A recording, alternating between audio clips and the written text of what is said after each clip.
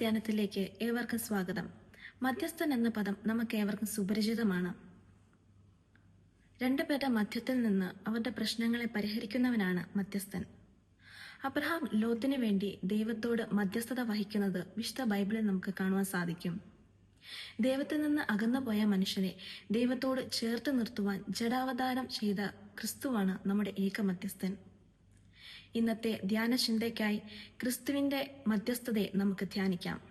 അതിനായി ദൈവവചനം വായിക്കുന്നതിന് ശ്രീമാൻ ലിബു ലൂക്കോസിനെയും ചിന്തയ്ക്കായി ഡോക്ടർ ബെൻറോയെയും ക്ഷണിക്കുന്നു. ഇന്നത്തെ പ്രഭാത ധ്യാനത്തിനായി തിരഞ്ഞെടുത്തിരിക്കുന്ന വേദഭാഗം അപ്പോസ്തലനായ പൗലോസ് തിമോത്തിയോസിന് എഴുതിയ 2-ാം ലേഖനം 2-ാം അധ്യായം 1 മുതൽ 6 വരെ. 2 തിമോത്തി 2:1 മുതൽ 6 വരെ. എൻ്റെ മകനെ, ക്രിസ്തു യേശുവിലുള്ള കൃപയാൽ ശക്തിപ്പെടുക.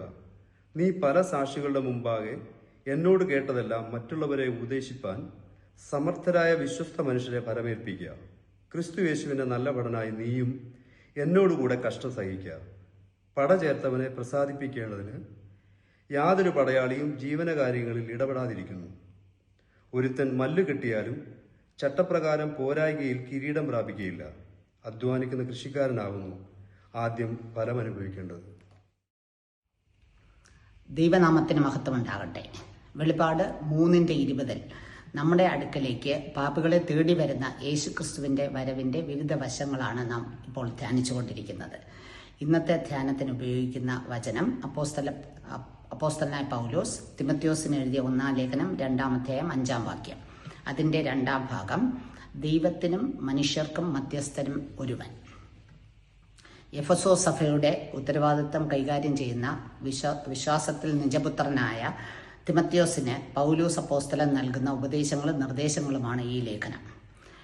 ഇന്നത്തെ ധ്യാനവചനത്തിൻ്റെ 2-ാം ഭാഗത്തിൽ കാണുന്നത് വീണ്ടും വരുന്നവനും വാഴ്ത്തപ്പെട്ടവനുമായ നമ്മുടെ യേശുക്രിസ്തുവിൻ്റെ ഒരു അതിപ്രധാന സവിശേഷത മധ്യസ്ഥൻ, മീഡിയേറ്റർ എന്നുള്ളതാണ്. മീഡിയേഷൻ, അതായത് മധ്യസ്ഥ വഹിക്കൽ, വിവിധ കക്ഷികൾക്കിടയിൽ ഉള്ള ഇടപെടലാണ്. ഇതിൻ്റെ ഉദ്ദേശം അവരെ അനുരഞ്ജിപ്പിക്കുന്നതിനായി അവരെ ഒരു കരാറിലേക്കോ ഉടമ്പടിയിലേക്കോ നയിക്കുന്നതിന് വേണ്ടിയുള്ളതാണ്. മധ്യസ്ഥത വഹിക്കുക എന്ന പദത്തിന് തുല്യമായ പദപ്രയോഗങ്ങൾ ബൈബിളിൽ അധികം ഇല്ലെങ്കിലും അത് ചില പ്രവൃത്തികളിലൂടെ അല്ലെങ്കിൽ ചില വ്യക്തികളിലൂടെ ബൈബിളിൽ കാണാം. ഇതിൻ്റെ മൂർധന്യ ഭാവമാണ് നമ്മുടെ കർത്താവായ യേശുക്രിസ്തുവിൻ്റെ പ്രായശ്ചിത്ത പ്രവൃത്തി. മധ്യസ്ഥൻ, mediator, middle man, agent of mediation. മധ്യസ്ഥൻ എന്ന വാക്ക് പഴയ നിയമത്തിൽ യോബ് 9:33 കാണാം. പുതിയ നിയമത്തിൽ ഇത് 6 സ്ഥലങ്ങളിൽ പറഞ്ഞിരിക്കുന്നു. അത് ഗലാത്യർ 3:19-20 വാക്യങ്ങൾ പഴയ നിയമത്തിലെ മധ്യസ്ഥനായ മോശയുടെ പേരിലുള്ളതാണ്. അല്ലാതെ കാണുന്നത് എബ്രായർ 8:6, എബ്രായർ 9:15, എബ്രായർ 12:24, പിന്നെ ഇന്നത്തെ ഭാഗം. ഈ 4 യേശുക്രിസ്തുവിനെ കുറിച്ചുള്ളതാണ്. അങ്ങനെ 7 സ്ഥലങ്ങളിൽ മാത്രമേ ഈ വാക്ക് കാണുന്നുള്ളൂ. എങ്കിലും ബൈബിൾ തിയോളജിയിൽ മധ്യസ്ഥതയുടെ തത്വം ഏറ്റവും പ്രാധാന്യമേറിയതാണ്. മധ്യസ്ഥതയുടെ ആവശ്യം എന്താണ്? ദൈവത്തെ മനുഷ്യനിൽ നിന്നും പ്രപഞ്ചത്തിൽ നിന്നും വേർതിരിക്കുന്ന അനന്തമായ ദൂരമാണ് അതിൻ്റെ കാരണം.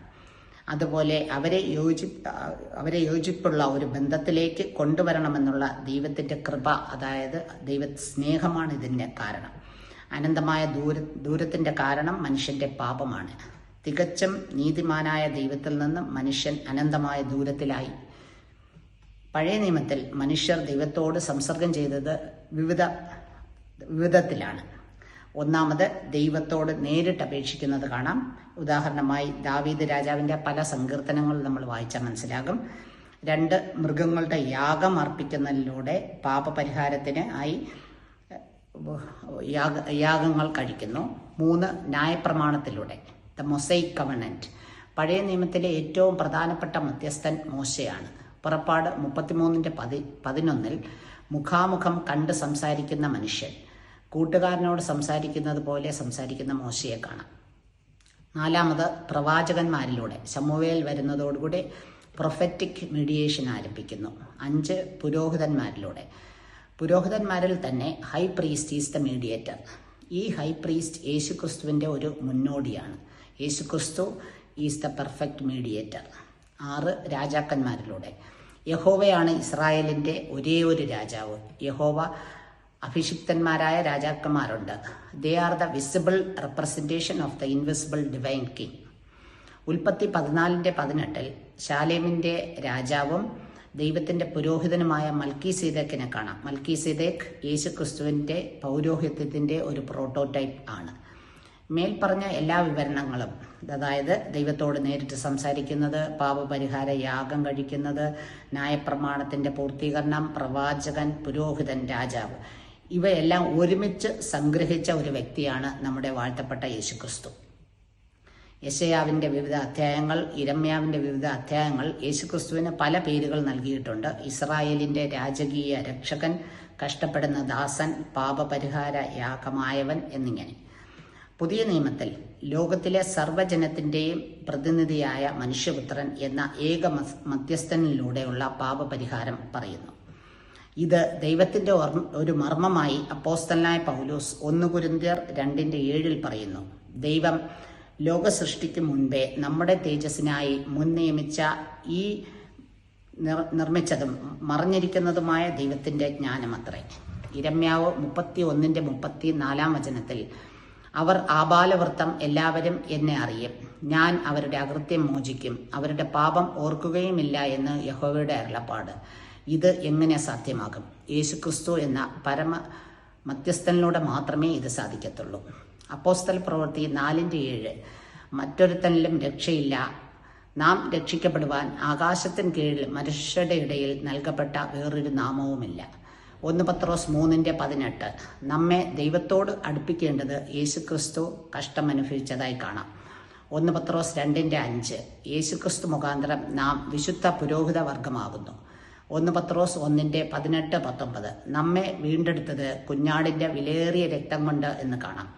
1 പത്രോസ് 2:24 യേശുക്രിസ്തുവിൻ്റെ അടിപ്പിണരാൽ നമുക്ക് സൗഖ്യം വന്നിരിക്കുന്നു. മധ്യസ്ഥൻ എന്ന ആശയത്തിൽ നാം കാണുന്നത് എന്താണ്? പാപിയെ തേടി വരുന്ന ദൈവത്തിൻ്റെ കൃപയും സ്നേഹവുമാണ് യേശുക്രിസ്തുവിലൂടെ നാം ദർശിക്കുന്നത്. യേശുക്രിസ്തു പൂർണ്ണമായും ദൈവമാണ്, പൂർണ്ണമായും മനുഷ്യനാണ്. തൻ്റെ ക്രൂശ് മരണത്തിലൂടെ മാനവരാശിക്ക് ദൈവസന്നിധിയിലേക്ക്, അതായത് ദൈവരാജ്യത്തിലേക്ക് പ്രവേശനം ലഭിച്ചു. അവസാനമായി ഒരു ദൈവവചനം വായിച്ച് ഈ ധ്യാനം അവസാനിപ്പിക്കാം. യോഹന്നാൻ 3:16 തൻ്റെ ഏകജാതനായ പുത്രനിൽ വിശ്വസിക്കുന്ന ഏവനും നശിച്ചു പോകാതെ നിത്യജീവൻ പ്രാപിക്കേണ്ടതിന് ദൈവം അവനെ നൽകുവാൻ തക്കവണ്ണം ലോകത്തെ സ്നേഹിച്ചു. ആമേൻ. നമുക്ക് പ്രാർത്ഥിക്കാം. പാപികളായ ഞങ്ങളെ തേടി വന്ന ദൈവസ്നേഹത്തെ ചില നിമിഷങ്ങളിൽ ധ്യാനിക്കുവാൻ തന്ന നല്ല അവസരത്തിനായി സ്തോത്രം ചെയ്യുന്നു. ദൈവത്തിനും മനുഷ്യർക്കും ഇടയിലെ ഏക മധ്യസ്ഥനായ വാഴ്ത്തപ്പെട്ട കർത്താവായ യേശുക്രിസ്തുവിനെ ധ്യാനിച്ചത് ഞങ്ങളുടെ ജീവിതത്തിൽ അനുഗ്രഹത്തിന് കാരണമാകണമെന്ന് പ്രാർത്ഥിക്കുന്നു. ഈ സത്യവചനങ്ങൾ നാം ഓരോരുത്തരെയും രൂപാന്തരണം വരുത്തുന്നതാക്കണമേ. അങ്ങയുടെ പരിശുദ്ധാത്മാവായ കാര്യസ്ഥൻ നമ്മെ ഓരോരുത്തരെയും അനുദിനം നടത്തണമേ.